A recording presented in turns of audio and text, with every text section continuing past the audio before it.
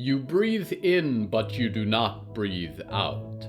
It was ever so slowly that you awoke, drinking in life from the soil around you, eyes opening to damp and darkness. It was gentle there and safe, the nourishment of black earth filled with nutrient and rot and song. But you could not rest. A stretching of the hand, the first twist of your head, fighting against the laborious weight of the soil. You might have given up then and nestled beneath the impossible weight of the world above and slept with eyes closed forever. But you are too curious for that. What is life for, if not to wake? With a mighty lunge you reach upward, seize at the air, blind your many eyes as you crawl into the sun for the first time. In the field of gleaming black gourds around you, twisted vines spell again and again, hello from the Hallowoods.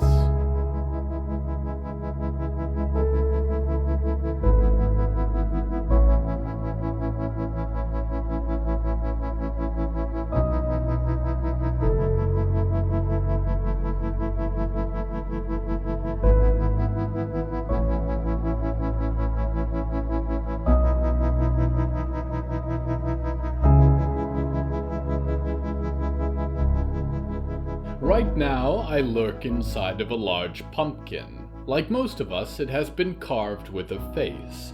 Through its triangular eyes, I see a world bathed in candlelight and strung with silken spiderwebs, and a cornucopia of food enjoyed rather than saved for winter.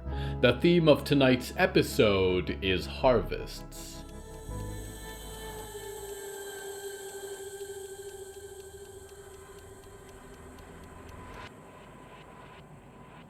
Violet Keene had found, over the nearly 70 years of her life, few troubles that could not be reasoned with.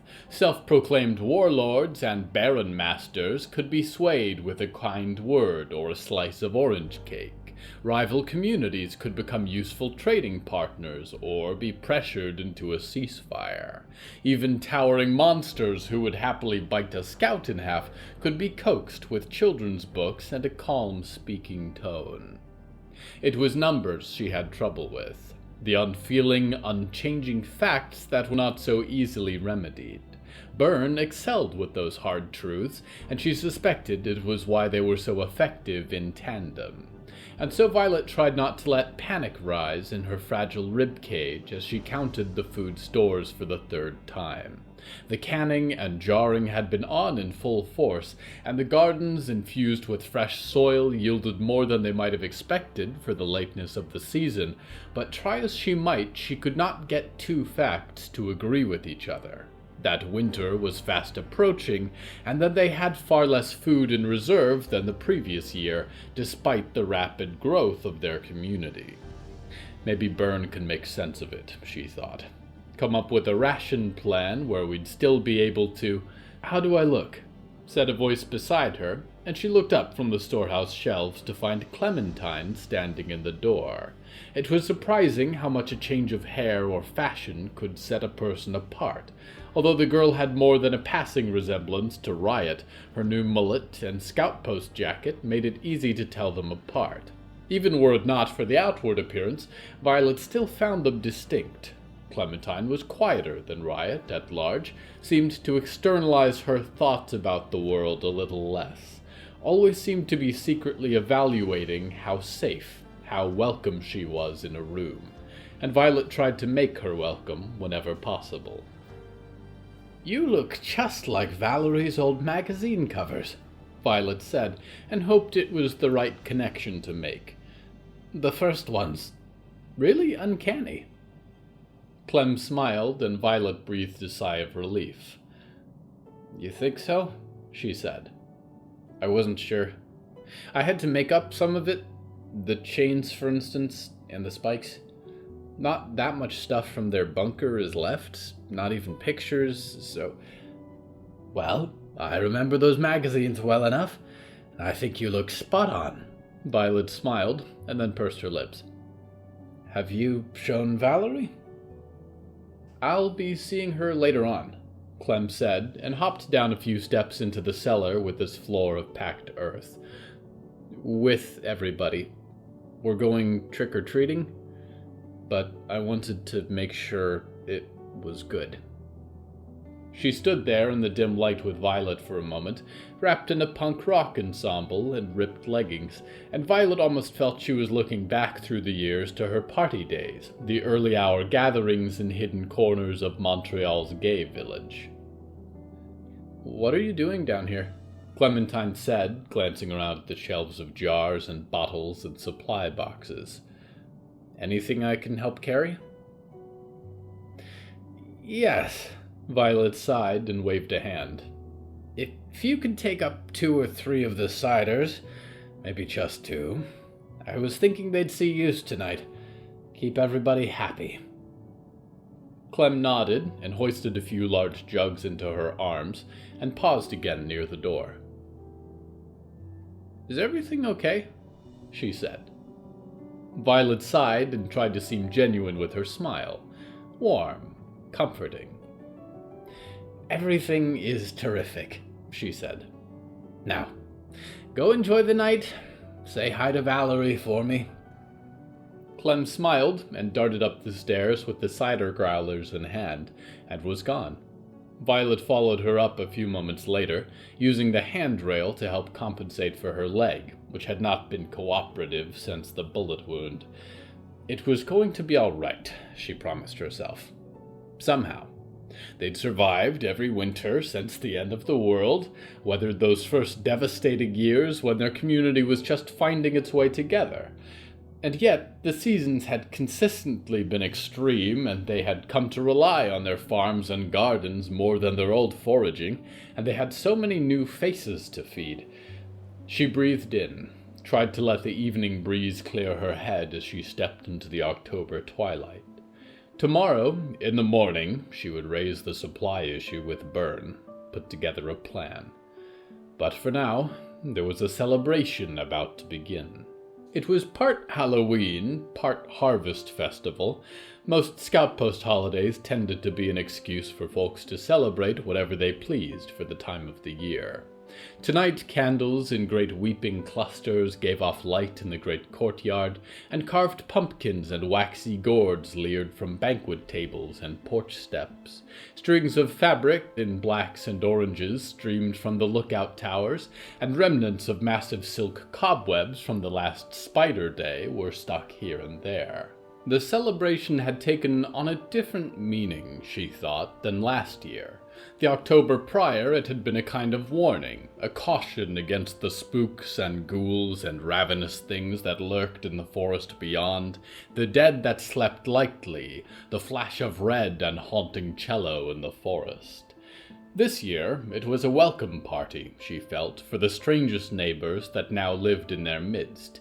7 people with skin in stitched-together patches and razor-tipped fingers had come to live among them. The spirit of a dead child haunted a little toy drum. The ghost of another dwelt in a silver mannequin, and a young person with hair the color of a cold dawn sky, whose eyes contained lightning and whose moods brought rainstorms and fog. Maybe it had all begun with Walt, who had first shown her that the sleeping skeletons in the lake were harmless if undisturbed. But now it was common knowledge that an undying fisherman could spin the stars and bend the forest itself to his will, that their grim hunter had a prosthetic of living wood, that a dead German shepherd wandered the grounds of their fort. The very walls around them were grown of dark roots raised up from the forest floor. For better or worse, they'd welcomed the strange right into their home, and it was part of their community now, forever. Am I going to rest peacefully when I'm gone, she wondered. Or is something unnatural going to happen to me, like everyone else in my life these days? She found her way to her door. The green-painted boards were the same, even if the frame was newly grown of living forest, and she stepped inside. The collections of books in unruly piles, the hanging portraits she'd painted of Scout Post residents, the smell of coffee and muddy boots was the same too. "So I figured it out," Byrne called from their little living room as she entered. "Not every kid is going to like caramel, so that will bring down the average slightly. But I figure that some folks I deem a little too old will be participating this year, which brings it back up. So we can allow a maximum of 2 caramels per kid that comes to the door. No exceptions." Violet might have made a trite remark, but in the moment she found herself hoping that those same skills would carry them through the winter.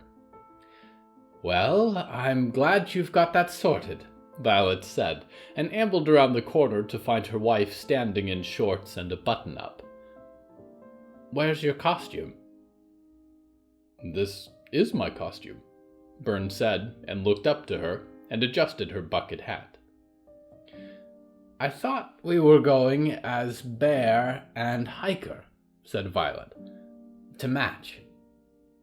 "We are," said Byrne, brows furrowed. "I'm the hiker, right?" "I call you Bernie Bear, and you're bigger than me. You were definitely supposed to be the bear," Violet said and wrung her hands. "There's going to be children at the door any minute." Byrne set down a bowl of paper-wrapped candies and came to face her in the hallway, arms crossed. "I didn't gather that," Byrne said. "It's a bit late now to change, but I could try and find something bearish if it's important to you." "Is it?" "No. It's all right." Violet sighed and shook her head, tried not to let all the weight of the past year fall on something so stupid. "We can be 2 hikers." She felt her wife kiss her forehead and 2 bear-like arms around her. "It's going to be all right," Byrne whispered, so quietly that she might not have said anything at all. Violet nodded and breathed in Byrne's coffee and honeycomb smell and stuck her nose under Byrne's chin. "I believe you," she replied, just as quiet, and she smiled. "Now, let's hand out some candy."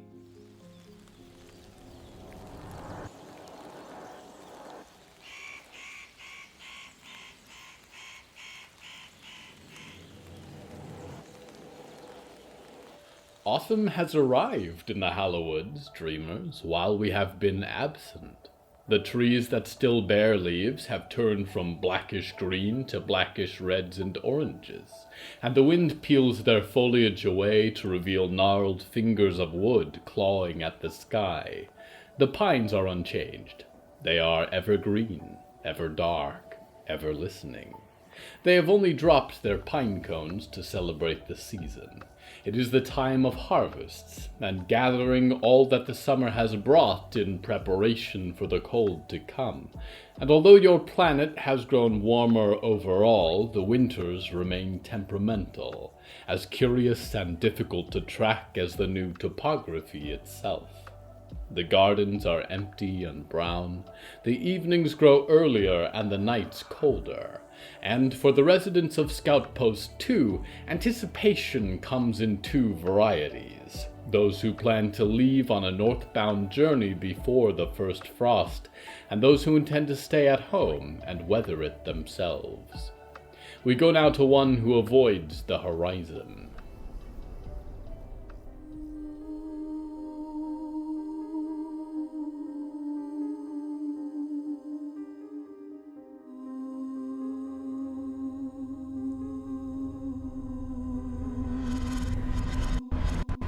The idea is the easy part, Riot thought.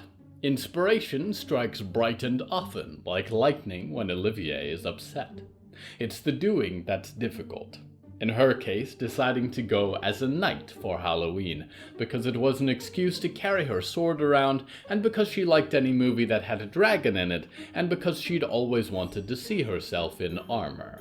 How hard could it be? The answer was very, and her hands were covered in little cuts from trying to bend thin sheet metal into shape. But what was once a rusted bucket had become a half-decent helmet, and part of a rain gutter a pair of shoulder pads, a few feet of chain-link fence over a black shirt to stand in for mail, Her costume was heavy and awkward to move in, but nothing could dampen her excitement for the night. Olivier, on the other hand, seemed to have no such struggles. If she was going to be a princess, she said, it was going to be period accurate, and Olivier had assembled her costume painstakingly over a few weeks. Frankly, it made Riot's outfit look like garbage. Olivier had embroidered a collar with flowers and birds with long tail feathers, had designed a veil that had once been mosquito netting. It required so much more patience than Riot was usually capable of committing. Nevertheless, it was together, a princess in 5 layers and a rusty bucket knight, that they descended the scout post ramparts and made for the bonfire. "I'm just gonna warn you up front," Riot said as she followed Olivier down. "I'm probably gonna steal some of your candy." "Not very chivalrous," Olivier sniffed.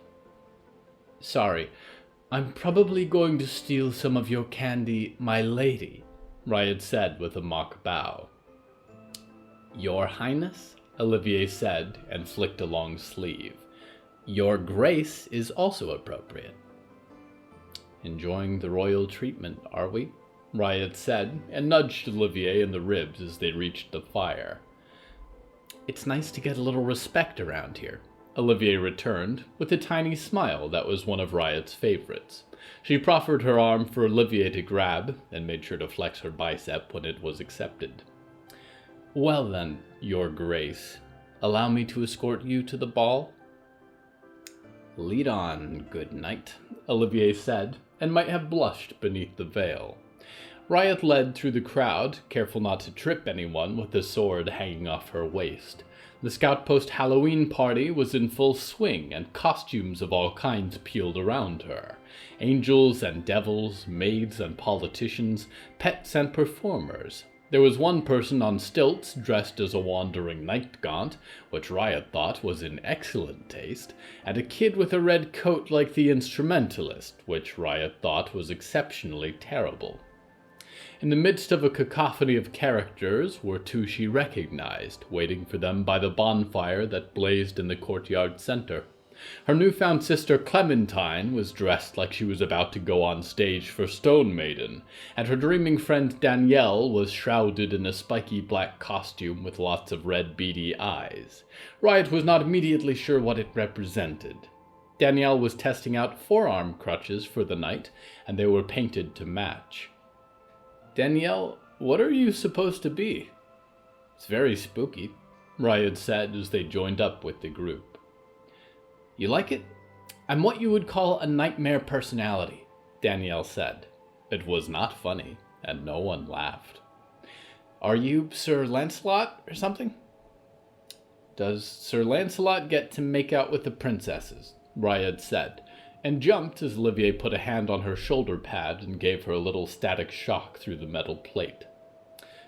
"Honestly, I don't know. I didn't spend much time in Azuria. More of a cyberpunk girl," Danielle said. "I found the cyber city kind of depressing, though," Clementine said, and scratched at her hair. Riot was fascinated by Clementine's growing her hair out, as it let her know exactly how she would look if she ever stopped shaving it. "Yeah, maybe," Danielle shrugged, and all the bead eyes of her costume rattled. "But I liked the irony. Botco, running a game world about fighting evil corporations. Missed the point completely." "I'll be honest, I have no idea what you two are talking about," Riot said, and stretched, although her armor restricted her movement a little. "Is everyone good for candy time?" "I'm ready for candy time." "Aren't we waiting for Diggs and Percy?" Danielle said, and glanced up at her. Riot looked around and shrugged. "I think we should probably get started," she said. "They've been doing their own thing lately. Maybe dead people don't keep track of time very well." "It's hard to be later for things than you are. Yeah," Clementine said, and crossed her arms. Riot frowned and resisted the urge to give her a noogie. "It wasn't my fault tonight," Riot said. "Her ladyship has a costume with 100 parts." "And it looks lovely," Danielle said, before Olivier could zap Riot again. It does. It was a lot of work, Olivier said, and glanced around, as if looking for the undead duo. Riot could not spot them either in the courtyard or the ramparts above, although several of the other Mendes stalked in the crowd, helping with the ambiance as much as with the operations. "All right," Riot said, and grabbed the empty leather bag at her hip, and started for the first door. Operation Sugar Rush begins now. There was one person watching her from the scout post wall as she walked, and she exchanged a glance. Cindy Lockhart, blonde and glacial, stared at her from one of the high ramparts, arms crossed. I know, Riot thought. I know it's soon. Just let me enjoy this. One night while everyone is still together, where no one's life is in danger. Can you give me that? Across the scout post, Cindy turned and vanished from sight. Riot grit her teeth. It was all ending too quickly.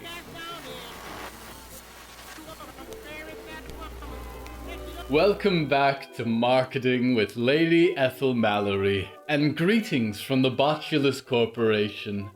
Tonight I'd like to talk about the importance of consistency. As soon as their first interaction with your brand, customers are making up their minds about you.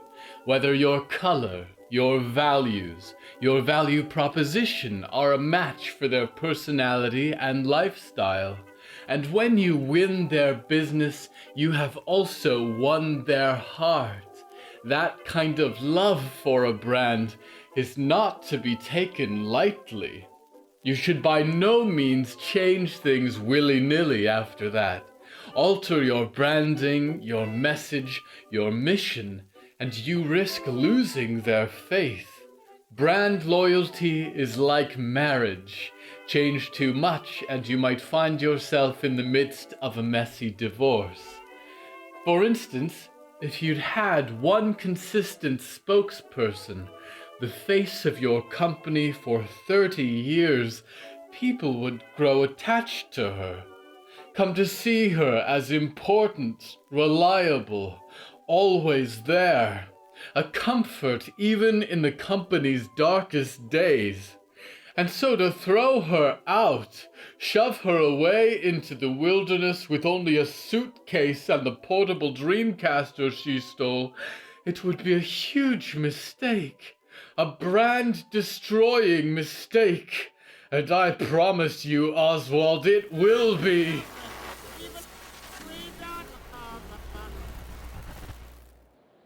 What was that?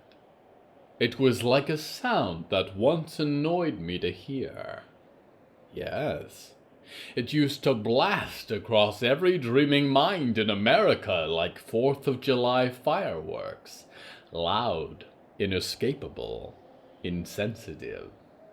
But now it is so quiet, only a few dreamers might even experience a disruption at all. And now it is gone entirely.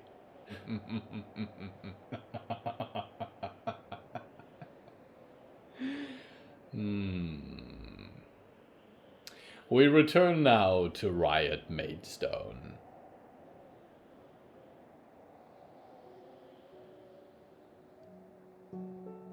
When deciding what rations to prepare in the event of 20 years in a nuclear fallout shelter, Canadian Prime Minister Rizwana Mirza did not add much candy to the list. So when Riot went trick-or-treating around the ramparts and porches of the scout post, visiting familiar faces that she had come to know, each dish was an exciting novelty.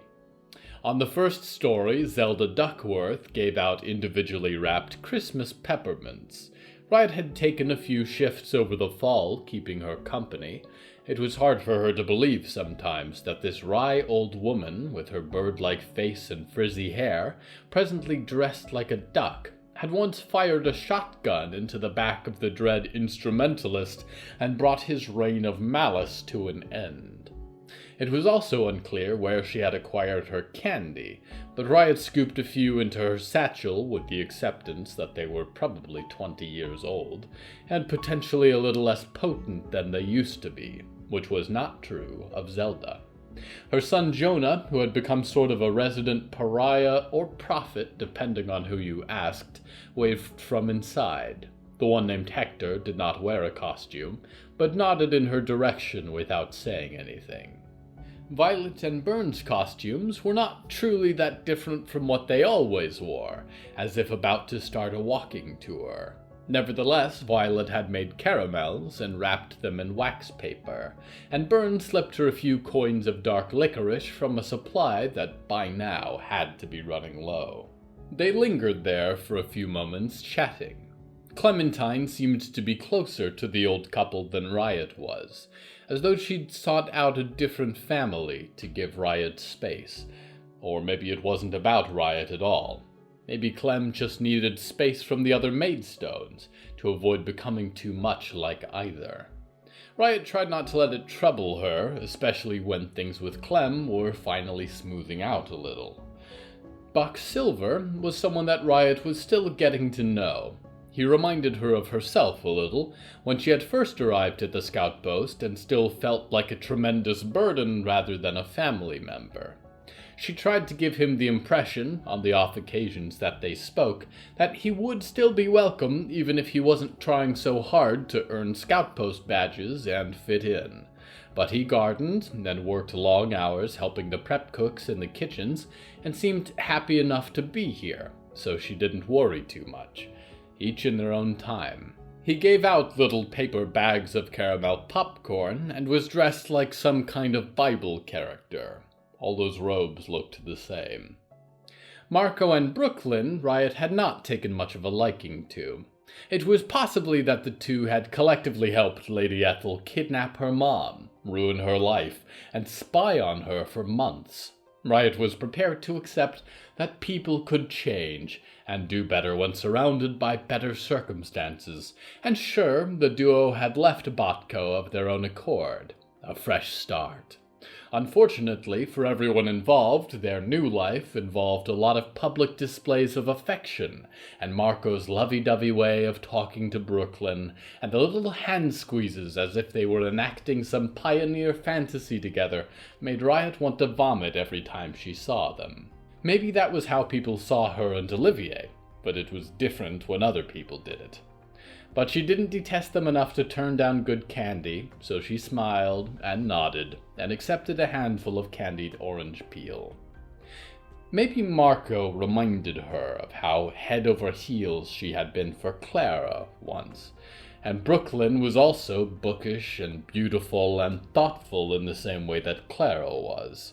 That whole period of her life bothered Riot to think about, because Riot had been so stupidly attached, and then Clara ditched her to go fly off to wizard school, and she had never once written Riot a letter or come back to visit, and Riot couldn't dwell on that. It would ruin her night. Her mom was dressed like her old rock star days. She almost matched Clementine, and wasn't giving out candy at all, but instead was sitting with a ukulele and would sing you a bit from any song you wanted. Riot thought this was a bit of a cop-out, but Clementine asked for a snippet of her song Rotten House, and sang along with the chorus, and Riot could not be mad. Riot had shared her MP3 player with Clem lately, and it was oddly comforting to see someone else go through the same loving discovery with her mother's music as she had. Virgil Kane was giving out handfuls of pecans, which the scout post's resident pathfinder also smelled like in general. He was dressed as a cowboy, which was not a far cry from the way he always dressed. It was his rotten kid, she realized, who was wearing an instrumentalist coat, but by the time she had decided how she'd call him out on it, they were already moving on, and she didn't feel like arguing with him tonight when she could be looting other candy dishes. She kept an eye out for Percy and Diggory throughout the night. Of course she did, but she could not catch sight of them. Something was brewing there, she thought, and they spent a lot of time alone together. She was too tired from her own work to investigate in full. After all, the scout post needed a groundskeeper. Still, she would have expected to run into them sooner or later, and she was surprised not to see them at the spooky dance, or at the bonfire as the gang got caramel apples on sticks. Olivier excused herself for a few minutes to go fix a ripped seam beneath her arm, and Clem and Danielle traded the candies they liked better with each other in hushed tones. It was in that moment of temporary quiet that Cindy appeared like a vampire, stepped out of the bonfire smoke beside her. Her mother might have been close with Rizwana, but the Prime Minister's wife treated them more like professionals than old friends. "Enjoying yourself?" she said. Riot might have felt a winter chill beneath her armor. "Yeah, it's a good time. Let me guess, your costume is a secret agent?" "Costumes are for children," Cindy said. "I need an answer from you." I'm still deciding," Riot said, and suddenly felt quite stupid in her bucket helmet when so much rode on the outcome of this conversation. Can I have until tomorrow morning? I need to track down Diggory, and I haven't seen them still. I believe I saw them sneaking out with Percy earlier this evening, Cindy said, and studied her as if examining a crystal for faults. Are you afraid? Me? Afraid? Never, Riot said, although she wondered then if being fearless was immature in its own right. It's just a big decision. I've got a job here, I help people, and I'm not taking it lightly. I know that if I go with you on your big Arctic journey, I might not come back. Cindy did not smile, simply nodded once. Good, she said. You understand the gravity of your decision. The former bodyguard began to walk off and stopped a few steps away, looked over her shoulder. Tomorrow, she said. By 11. I'll expect an answer. Riot shivered again as Cindy left and shook her head. Olivier was approaching again down the ramp, like a lady of the court down a sweeping staircase, a princess in a flowing twist of fabric. Tomorrow, Riot thought. Then I'd better make tonight last as long as it can.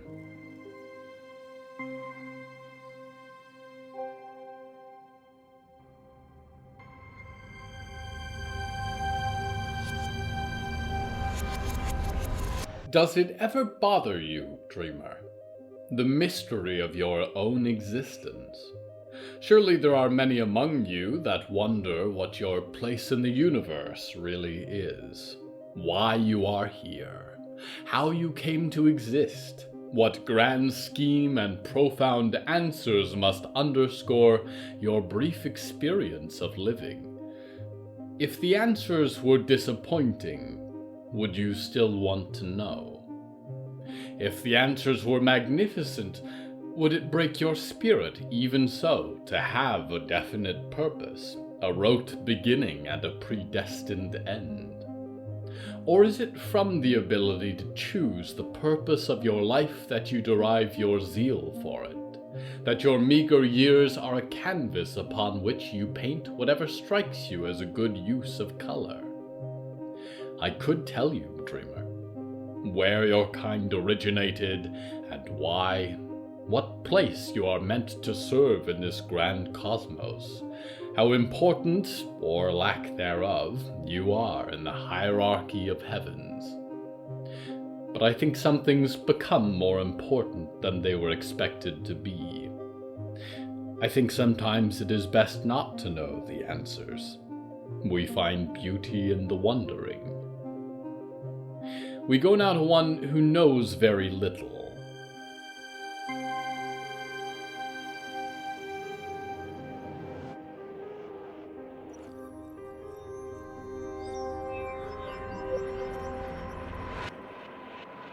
Diggory graves held three things dearly.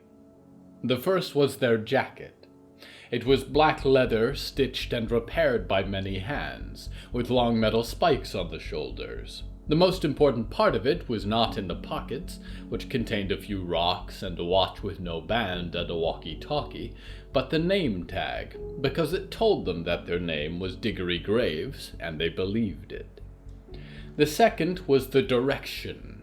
Sometimes it pointed north. Lately, it always pointed north. But when they walked, they tended to end up going in a direction that turned out to be good, and found things along the way that made their journey worthwhile. They had resisted the direction for a few months now, because it led inexorably towards the horizon, and they had not quite gotten enough of the here and now. The third thing, here and now, was Percy Reed, who was not anything at all, but a brave spirit with puncture wounds in his lips and his father's clothes. Currently, his ghost haunted a silver metal body, sculpted as ornately as a marble god, and the detailed armature of his face rested neutral.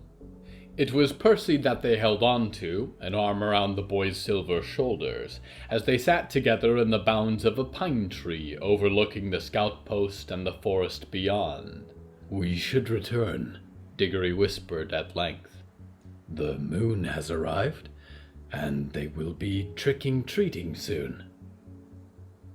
"Can we stay for a few more minutes?"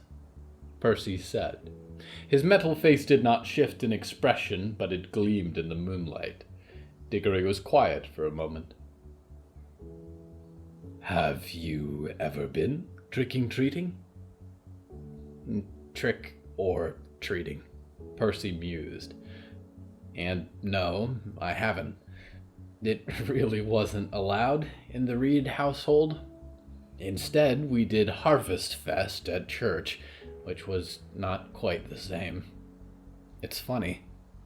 We were so scared of ghosts and evil spirits being summoned, and now I've ended up as one." "You are not an evil spirit," Diggory said. "You are a very good one." Percy said nothing, but laid his head against Diggory's shoulder. It still took Diggory by surprise each time they were reminded of his physical weight. "Something is wrong," Diggory said. "What is it?" "Nothing is wrong," Percy whispered. "You are usually quite keen on activities, and our friends," Diggory said. "But you have been quieter lately. Are you avoiding the tricking and treating?" "I'm not avoiding it," Percy said, and might have shrugged if his mannequin had the range of motion for it. "I just feel like time with you is important right now." "Before we meet with the others?" Diggory said. "I think you know what I mean," Percy said, and turned a little so that Diggory could see his face. His clockwork eyes did not quite make eye contact. "I think I do," Diggory said. "I know you worry about the expedition, and what danger we may encounter, but you and I will be all right. We will be together, and we will make it home again, so that we may continue our gentle life in peace. I promise." Percy looked up to them, and his metal expression was hard to read. Diggory almost wished that they could see his face of silver light instead.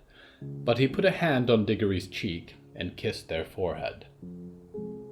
"Thank you," he whispered. "I needed to hear that." Diggory glanced up to the forest. There was a shaking in the pine boughs in which they sat. At first they thought it might be a stampede of Grifficaws, but they could hear no braying cries. They thought that perhaps something was happening to Jonah, to Scout Post 2, and perhaps the wall of trees that surrounded it was collapsing, but in the distance the Scout Post towers stood lit by lamplight, tall as ever. And then they looked out, past Lurch Lake, and caught sight of it. A huge shape racing through the trees, a flash of great chitinous legs and gleaming domes and windows and golden edges. "What is that?" Percy whispered. It was bearing through the forest, pines bending to either side as it shook the earth. "I believe that is a friend of mine," Diggory said, although they watched with some concern as the museum approached like a runaway train. "That thing is your friend?" Percy said, tension rising. He moved to sit up, half stood on the pine branch. "Its proprietor is," Diggory said, eyes widening. "It might be coming for me. I think perhaps you should return to the scout post." "I'm not going anywhere," Percy said. "What do you mean, coming for you?" The museum was looming close now, a train of Art Deco buildings with glittering skylights and glinting edges, with massive legs treading beneath it like a crab carrying an ornate shell. "I am not sure if you are allowed there," Diggory said. "It is a curious place." "If we go anywhere, we go together," Percy said, and grabbed Diggory's arm. The museum was beneath them then, rolling past their tree, with gilded railings and balconies sailing below. "Allow me," Diggory said, and picked up Percy. He was lighter than Diggory expected, but then again, things were rarely heavy for Diggory, and they jumped 30 feet to land on an upper floor's balustrade. They set Percy down and glanced over the forest below. The balcony on which they stood had a few doors leaning inwards, and one of them opened promptly with a chime. A figure in a long brown coat, a corduroy vest, and dark glasses obscuring a head of frilled fungal shelves stepped out into the night. "Percy, this is Mix Morel," said Diggory, "the proprietor of this museum." "Diggory? What is going on?" Percy hissed, the lenses of his mechanical eyes wide. "Mix Morel, this is Percy," Diggory called. "He is dear to me. Why have you sought me out this evening?" "Hello, Percy. I am acquainted with your story, believe it or not," Mix Morel called as they puttered across the balcony towards them, came to stop a few paces away, glasses glinting in the moonlight. "Pleased to see you again, Diggory. I'm here on some unfortunate business, I'm afraid." Here Mix Morel took out a cloth, wiped at their forehead, and smiled apologetically. "You see, I've been sent here to kill you."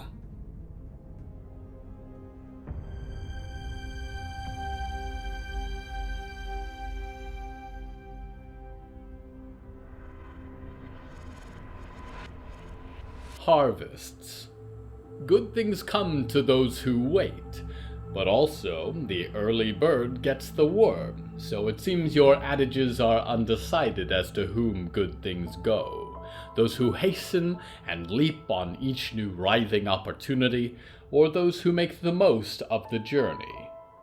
I suggest you proceed at a comfortable pace, and what is good will find you regardless, blooming wherever you have watered the soil and nurtured it to life. It can take time, months of thankless barren fields, before you see the first hints of green rise through the soil. If you stay, you will find that the fields grow full with the seasons, and there is a bounty to harvest. But if you travel and dance from one field to the next, you will carry soil and seeds with you on the undersides of your boots, sprinkle them from your pockets, and leave a few flowers behind wherever you walk. I am taking my time with this, although the reward remains to be seen. Tending to you dutifully, I am your loyal host, Nickignick, welcoming you back every year to the Hallowoods. In the small English town of Spiritsford, paranormal investigator Chip Romero has gone missing. Most of the investigator squad are content to assume he's gone for good, but stubborn founder Sam Moss believes he's alive, and there's more to his disappearance than anyone would ever believe, but the pursuit might cost her everything. The Children of Room 56 is a podcast about secrets, monsters, secret monsters, being queer in a small town, lakes with teeth, and eyes where eyes don't belong. The show is written and directed by Alex Abrahams and part of the Listless Network, which Alex runs with co-founder Scarlett Foster. The Listless Network is home to shows like On Asphalt Bones, Tranthologies, and more. You can find the Children of Room 56 wherever you're listening to this podcast, on social media at Room56Pod, or on the Listless Network website at www.listless.ga.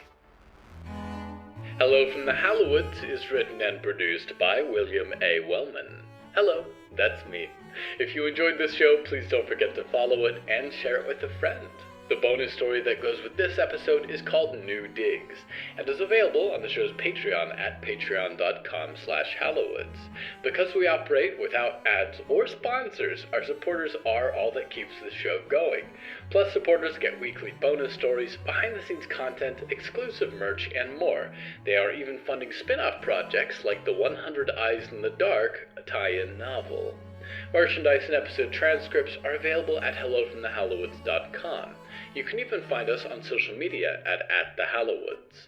Music is used under license from artlist.com. Our opening theme is Forest Overture by Yehezkel Raz, and the closing theme is Farewell by Mayalba Sitzman and Matan Efrat. Until next time, dreamers, if you see a horse rider with no head traveling down the streets at night, please don't touch the horse, or walk up and put your hands on them and explain that their head is missing, or loudly ask if they are sure they are going the right way. If they need help, they will let you know.